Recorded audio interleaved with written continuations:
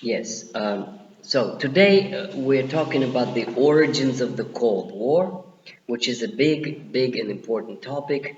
And I'm going to tell you things that are slightly different than the standard story in the textbooks. So the standard story in the textbooks basically is that the Soviets are to blame, that the Soviet regime, that the Stalinist regime imposed communist regimes in the liberated countries of Eastern Europe. And as a result of this, the West had to respond in defending democracy, prosperity, and the future of Europe. And therefore, they had to put a stop to this in the form of an Iron Curtain, basically stopping, containing Soviet expansion. That's the standard story you read all the time in the news in the official textbooks.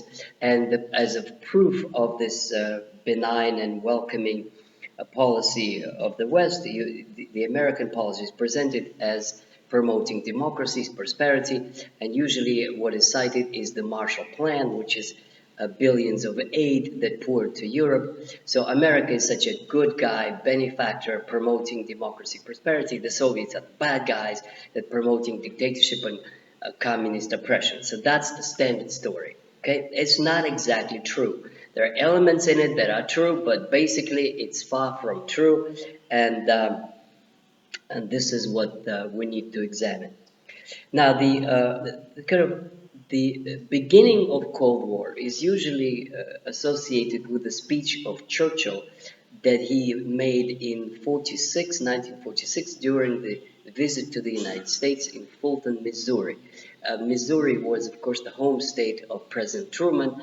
Truman invited Churchill for a visit, so he comes and he made these famous words from Stettin in the north to Trieste in the south, the Iron Curtain has befallen on Europe. That was well videoed and become quite famous. Yes, it's true. This is what happened. The Iron Curtain was established. The question is why and how. Churchill was not very important at that time. He lost elections to Labour government, and he was pretty much in retirement, and made himself famous by this kind of announcement of the Cold War. Now, so let's look at what was really going on, and we'll examine first the Soviet policy in Germany and in Eastern Europe, and then the American policy, and then we'll compare the two to see what really happened and who was responsible for that, for what. Now, Soviet policy in Germany, from the very beginning, my thesis is that it had two contradictory objectives. Two objectives that were mutually exclusive. One could not be pursued at the same time with the other, and that was pretty much the result was a failure. So the first objective that was to make sure that Germany would not ever again become a threat to the Soviet Union. So that objective was consistent with what was President Roosevelt saying. There was a lot of cooperation. Germany should be demilitarized, de-Nazi, denazified, and democratized. So it should be united democratic Germany that would not pose any military threat. This was the agreement in Yalta, and Stalin meant it, and I think Roosevelt meant it too. That meant destruction of the Nazi Party or any symbolism or any roots of that political ideology. It also meant dismantling of German military industry, which is perfectly in accord with what Americans wanted as well, and democratization. But democratization, people meant different things. For the US, it was a multi-party system and capitalism. For Stalin, democratization meant empowering the workers in the Communist Party. So people meant different things when they spoke about democratization. But you see, the problem with Soviet policy is that in addition to this, there was a component of punishing Germany. And punishing Germany was also in the Yalta agreements, which was territorial arrangements, which were very much, indeed punishing. Germany lost enormous territories. All of East Prussia was going to be divided between Poland and the Soviet Union, now Kaliningrad Oblast. Uh, and all of Silesia and all of the northern provinces along the Baltic Sea were going to go to Poland. So, you cannot pursue a policy of punishment and be liked by the German people. This policy of punishing and giving huge territories to Poland created 10 million German refugees, people who were literally driven out of their homes. They were not compensated either for their property or for their land or for their homes. They were literally just driven out by force. That kind of a mass exodus could never endear German people to either the Poles or the Soviets, by implication to the Russians. So it was a very, in a sense, stupid, self-defeating policy to punish not just the regime, not just the generals and the Nazi leaders, but the German people as such, who were driven out from these provinces. Now, another policy of punishing Germany, in addition to territorial, was removal of technology, which is, as we shall see, the West practiced it too, the United States practiced it too, but the Soviets did it in a very awkward and bulky kind of way. They would literally dismantle plants and just move them over to Russia, to the Soviet Union, and re-establish them. For example, a Russian automobile factory, the first one that was built, well, not the first one, but the car factory, not the trucks, was an Opel factory that was dismantled, brought to the Soviet Union and put into operations again. So this was plain robbery, but the Russians were saying that this is reparations.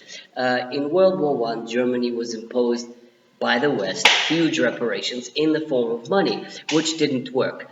But now Russia, for all the destructions that the Germans did, which is true, the Germans did create quite a lot of destruction in Russia, it deserved reparations, and a little token of that reparation would be the factories that would be dismantled and put to Russia. Now, it may be fair in the long-term perspective, but it certainly was not something that endeared the Soviets to the German people when factories are dismantled and brought back.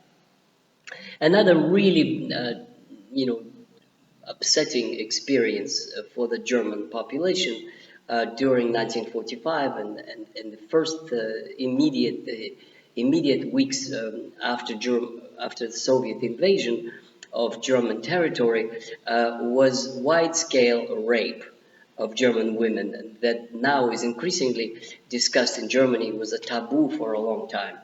And it's true, the Russian soldiers, after sitting in the trenches and being bombarded for 3 years in a row, when they got to Europe, they kind of got crazy. They never seen that kind of prosperity and houses and apartments and shops and beautiful women. And so they raped them. There was a whole lot of rape going on. But the thing is that, there's no justification of that. Rape is rape. But still, what needs to be said that a rape was for a short time when the army enters a city that's been going on for centuries. This is what armies do when they conquer a city.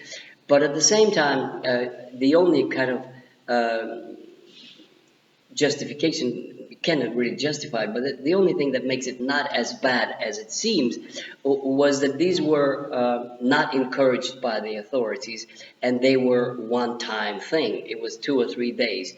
Whereas during the occupation of the Soviet Union by the German troops, the rape of women was much more organized, systematic. Young girls were basically forced into brothels by the German army, abused and raped, and then a lot of them were killed. And there's huge evidence of this. So the Soviet army never actually mobilized German women for rape. It was random acts by soldiers on their own that were in the first week or two of occupation, and it was pretty much stopped by the authorities rather than encouraged, as was the case with the Nazi occupation. Nevertheless, removal of factories, rape, and territorial losses were certainly negatives, and the German people obviously were not excited about Soviet occupation, which was associated with these things. So punishment and these negative things was one side of the equation. The other side was, of course, that the Russians encouraged socialists and communists, and they were very popular. This is something that should not be forgotten, that as soon as the Nazi regime fell and the concentration camps, those that survived in them, other than Jews, released, there were a lot of communists and socialists in them. In fact, one of the leaders of the Communist Party, Schumacher, his name was, he was in the concentration camp, and he was released and became a leader of the Communist Party. And the socialists as well. So, excuse me, he was a socialist leader. So the point is that the socialists actually were similarly rising their head in France and in Italy, and they started organizing committees and Soviets or councils, and they were genuinely interested in self-rule and in kind of getting back to the traditions of Weimar Republic, where Social Democrats were a leading political party. And so the Soviets actually did encourage a lot of social reform. Land redistribution in East Prussia, the peasants got a lot of land, the workers got a lot of rights. In other words, the Soviets were doing something that they were accustomed to: social reform, empowerment of the workers, creating of socialist parties. That was the agenda. This is what they know how to do, and this is what they were doing in Germany. And as a result, you have a parallel two policies: one, punishment; the other, democratization and grassroots movement, which was really mutually exclusive. You could not punish and love at the same time, and that's what they were trying to do. They also encouraged the Communist Party of Germany. The leader of the Communist Party was in Russia during the war in exile. His name was Walter Ulbricht. And so he comes back, and being behind Soviet troops does not also make him very popular, because he doesn't come across as a person of German independence, but comes across as a Russian Soviet stooge. So all of this brings me to the conclusion. The Soviet policy in Germany was contradictory and mutually exclusive. The dismantling of enterprises and other negative policies of punishment ran against the policy of promoting socialism, democracy, and communism as an alternative to capitalist rule that should be attractive to the people. It was not. And as a result, basically you have first sign of things to come is the elections in Berlin in 1946, where the communists do not win the majority. And the majority goes to Social Democrats, who the Russians not particularly they're okay, but they're not really the communists. So the mayor of Berlin, a very famous person in Germany who would play a huge role later on in the history of West Germany, Willy Brandt. He becomes the mayor of Berlin, and the only reason he survives is because the three parts of Berlin that do respect election results are the Western sectors: French, American, and British. And that really creates the prototype of things to come.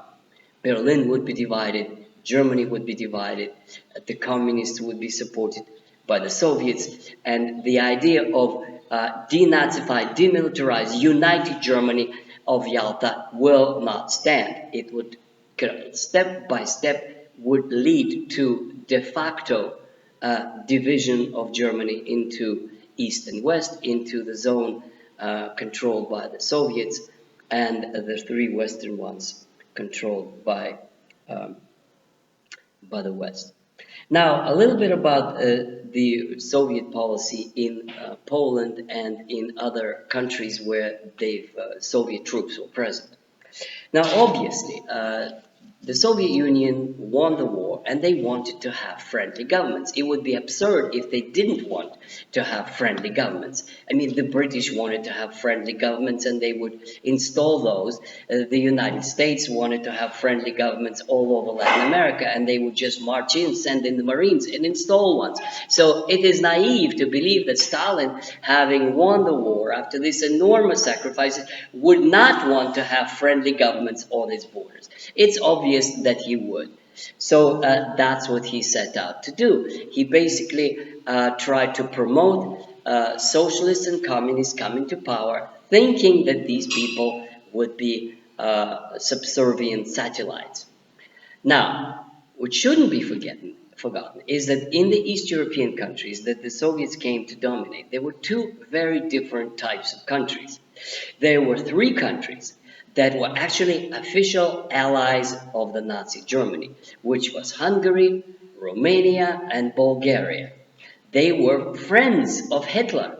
I mean, what do you expect? That the Soviets come over there and keep the democracy there, and people who collaborated with the Nazis, who actually supplied troops, Romania actually supplied troops to Stalin. And in the Battle of Stalingrad, the place where the Soviets broke the front line was the Romanians and Italians, who were even worse adapted to fight in winter conditions than the Germans. So obviously these countries were going to be controlled, and friendly governments were going to be established. And frankly, I don't think there's anything wrong with this, because that's what the West did in numerous other occasions, especially after a lost war.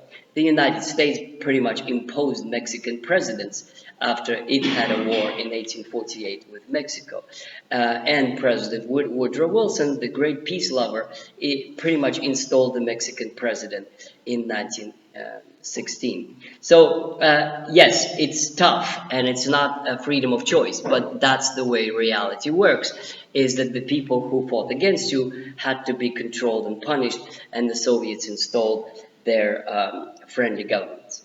The second set of countries are countries that were more or less genuine democracies. I am talking about Poland and Czechoslovakia, and especially Czechoslovakia, that had truly perhaps the only genuinely democratic multi-party political system led by President Beneš, who were actually quite friendly with the Soviet Union. The Soviet Union tried to offer help to Czechoslovakia in 1938 during the Munich Accords. Czechoslovakia felt very injured and upset that its fate was decided by Western powers behind its back in 1938. They were quite friendly to the Soviet Union, and from that point of view, there were all the preconditions for normal, friendly relations between democratic Czechoslovakia and the Soviet Union. And yet in 1948, the Soviets did interfere into elections in Czechoslovakia and promoted the communist takeover, which was genuinely undemocratic and unfair. And the Western critics say that that was the last straw that basically turned the West against the Soviet Union, proclaiming the Cold War. Now, this was not the last straw. As we have seen in 1946 already, Churchill declared the beginning of the Cold War. Czechoslovakia was one more thing, an unfair thing that the Soviets did, but they proceeded on the same assumption that they have to create friendly states on their borders after World War II. And Poland, we've already discussed that. Poland was very much supported by Polish government in exile by London. Accepting them in Warsaw for Stalin would have meant that you would have a British government controlling Polish government, which was unacceptable because Poland, of all countries, was the most important strategically. It was a country between Germany and the Soviet Union. And therefore, if you have to have any say whatsoever on the affairs in Germany, you had to have some kind of a control or some kind of access to Germany through Poland. And therefore, Poland received a lot of territory, more than it ever could have possibly received from anybody else. A third of Poland was given to it by Stalin from German territories. And so the Stalin kind of felt, well, as a compensation for that big favor, you better have a government led by communists and socialists that would do what I say. So it was a rough imposition, but Stalin believed he had a right to do so. So the overall picture of Eastern Europe, yes, one could say, yes, Mr. Churchill, you're right. The Soviets did impose the regimes that were friendly or neutral, and the only justification one could give is that the West did similar things all the time throughout its imperial and colonial history. The United States pretty much put a government in Morocco that was going to be friendly to it, and in Algeria that was going to be friendly to it, and in southern Italy, and so on. So basically, the counter argument to Churchill is the Soviets didn't do anything that the West didn't do by installing friendly governments in countries which they control.